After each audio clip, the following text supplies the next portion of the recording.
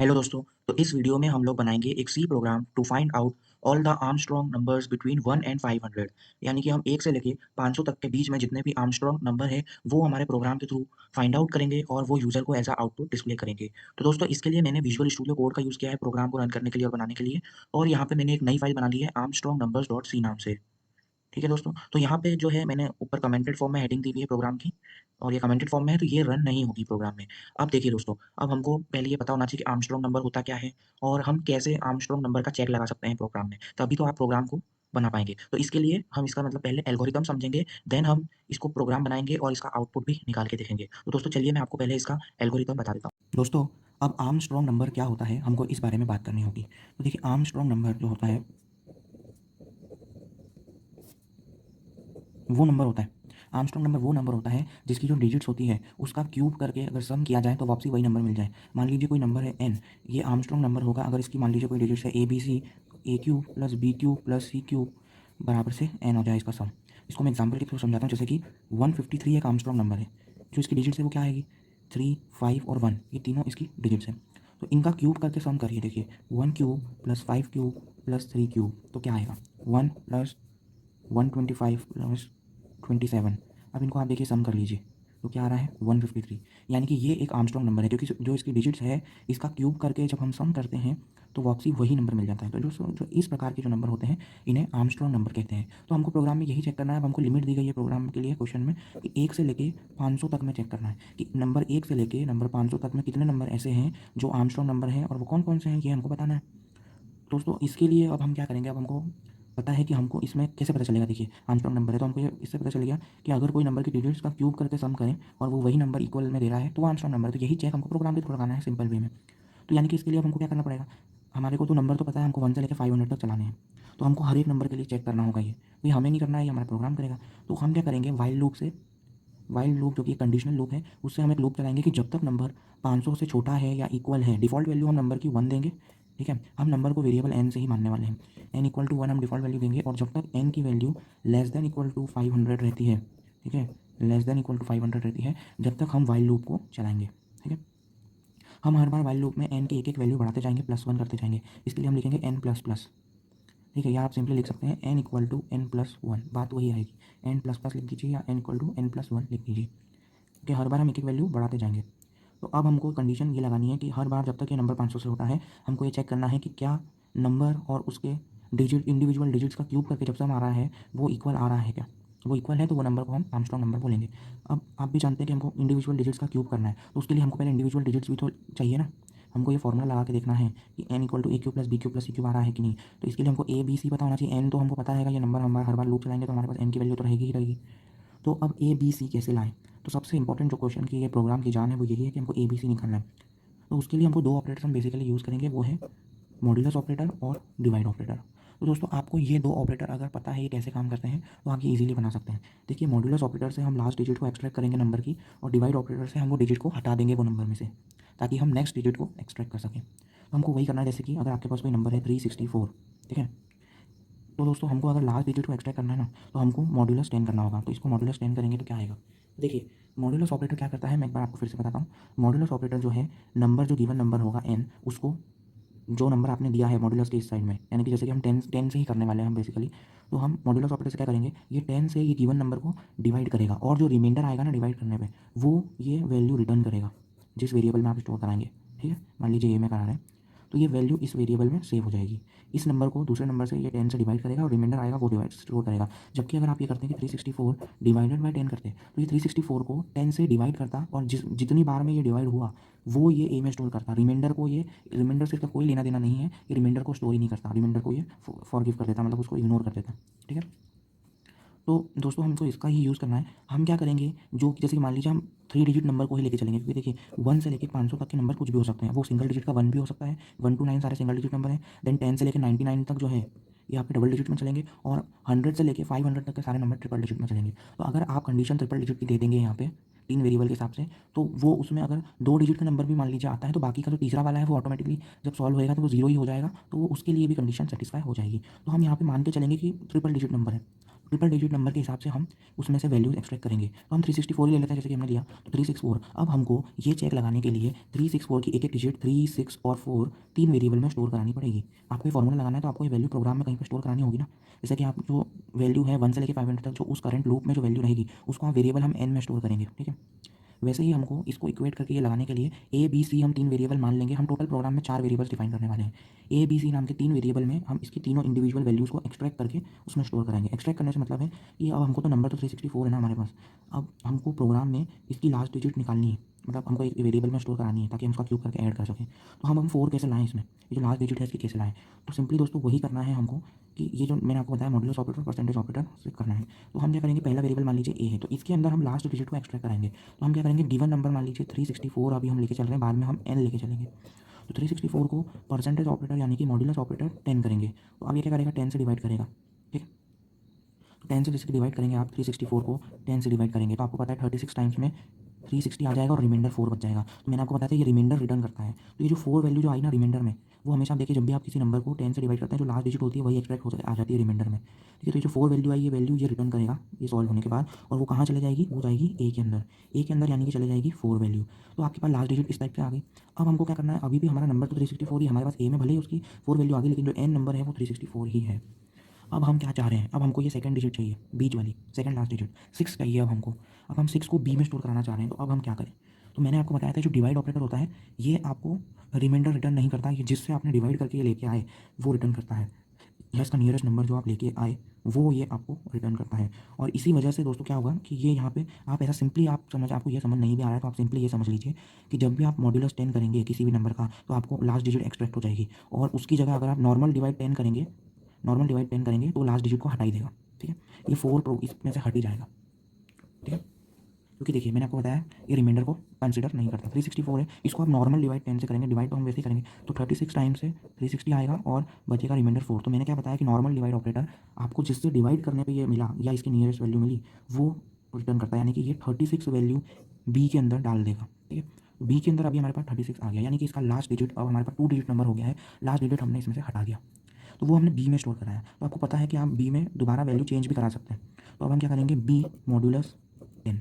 तो अभी अब जो बी के अंदर वैल्यू है 36 है, तो अब क्या होगा, यहाँ पे बी की वैल्यू 36 आ गई है।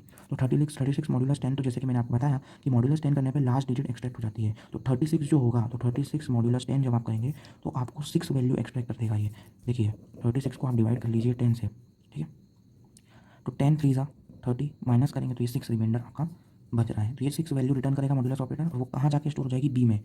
हमने यहाँ पे बी के अंदर डबल बार इसलिए किया है, एक बार हमने एक वैल्यू लास्ट वाली निकालने के लिए बी का यूज़ किया और उसमें स्टोर कराई, दूसरी बार हमने बी में जो हमारा मेन पर्पस था कि हमको वो डिजिट सेकंड वाली चाहिए थी उसी को उसमें दोबारा स्टोर करा दिया।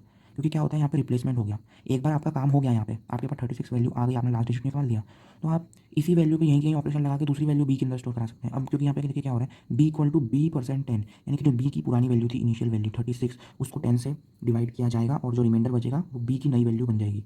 तो बी की आपके पास फाइनली नई वैल्यू 6 आ गई, यानी कि हमारा काम हो गया। अब देखिए दोस्तों, अब जब हमको इसकी फर्स्ट डिजिट एक्सट्रैक्ट करनी है, 364 का हमारे पास लास्ट डिजिट 4 आ गया ए में, 6 आ गया बी के अंदर, और अब हमको चाहिए 3। अब 3 हम काई में लेंगे, हमने तीसरा वेरिएबल और डिफाइन करने का सोचा था जो कि है सी। सी के अंदर हम इसका फर्स्ट वैल्यू लेंगे, तो अब हमारे पास क्या है 364 है, हमको इसका फर्स्ट वैल्यू चाहिए। तो दूसरा तरीका जो है अब जो जिससे हम कर रहे थे, अब वो तीन बहुत, अगर आप देखिए जैसे हमने बी को 2 बार हमको यूज़ करना पड़ा 6 लेने के लिए, हमको क्या करना पड़ा, पहले इसको रिमूव करना पड़ा, देन बचे हुए से 6 एक्सट्रैक्ट करना पड़ा। अब अगली बार आपको क्या करना पड़ेगा, अगर आप 3 निकालना चाह रहे हैं तो पहले आपको इसको रिमूव करना पड़ेगा, देन इसको रिमूव करना पड़ेगा, देन आपको ये मिलेगा, ठीक है। तो उतनी मेहनत ना करके आप सीधे जो गिवन नंबर, ये क्या था, गिवन नंबर ही था ना एन 364, इसको आप अगर सीधे डायरेक्टली 364 को 100 से डिवाइड कर दें तो ये सीधे 2 नंबर रिमूव हो जाएंगे और आपको सीधे की सीधे ये वैल्यू मिल जाएगी, और ये आप किस में स्टोर कर लीजिए, ये आप सी के अंदर स्टोर करा लेंगे हम, ठीक है।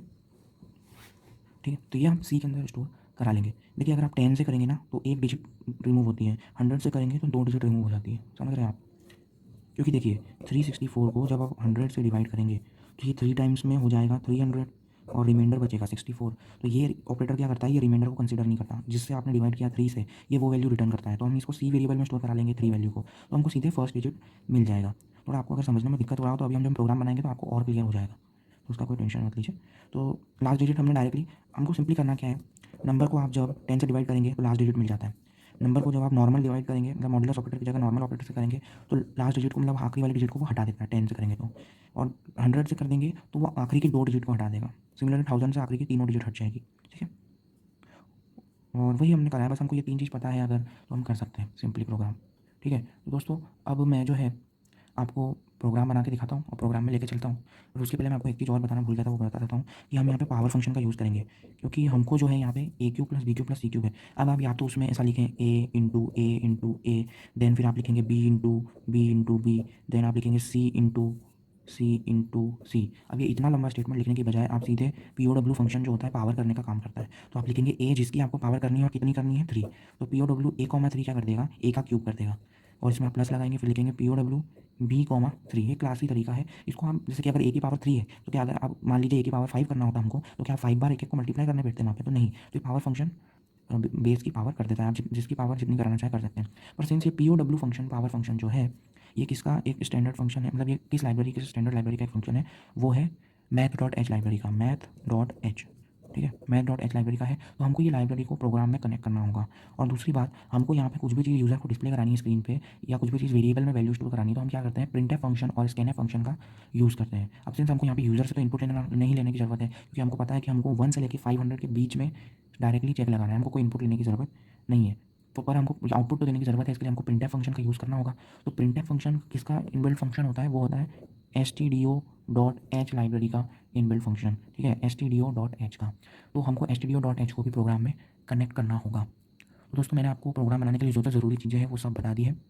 अब मैं आपको स्क्रीन पे लेके चलता हूँ। चलिए देखिए दोस्तों, तो अब हम प्रोग्राम के अंदर फंक्शंस का यूज़ करने के लिए पहले प्री प्रोसेसर डायरेक्टरी उसको कनेक्ट कर लेते हैं। तो हम यहाँ पर डालेंगे हैशटैग इंक्लूड। कनेक्ट करने के लिए आपको डालना होता है हैशटैग इंक्लूड, और ये एरो के साथ आप डालेंगे, मैंने आपको बताया था stdio डॉट एच, ये हमको प्रिंटफ फंक्शन यूज़ करने में मदद करेगा। देन हम एक बार और डालेंगे हैशटैग इंक्लूड, और अब हम डालेंगे मैथ डॉट एच, ये हमको पीओडब्ल्यू यानी कि पावर फंक्शन का यूज़ करने में मदद करेगा, जिससे हम क्यूब वाला स्टेटमेंट लिख पाएंगे। अब हमको प्रोग्राम की मेन बॉडी मेन फंक्शन के रूप में डिफाइन करनी होगी, तो इंट मेन और कर्ली ब्रैकेट्स के साथ हम फंक्शन को स्टार्ट करेंगे। और यहाँ पे अब हमको वेरिएबल्स डिफाइन करने होंगे। मैंने आपको बताया था कि हम 4 वेरिएबल्स यूज़ करेंगे, एन में हम नंबर स्टोर कराएंगे, ए, बी और सी के अंदर हम उसकी नंबर की तीनों डिजिट्स को एक्सट्रैक्ट करेंगे। मैक्स टू मैक्स 3 डिजिट्स हो सकती है, कम भी होगी तो बाकी की डिजिट्स 0 हो जाएगी। ठीक है, तो ये हमने 4 वेरिएबल्स डिफाइन कर दी।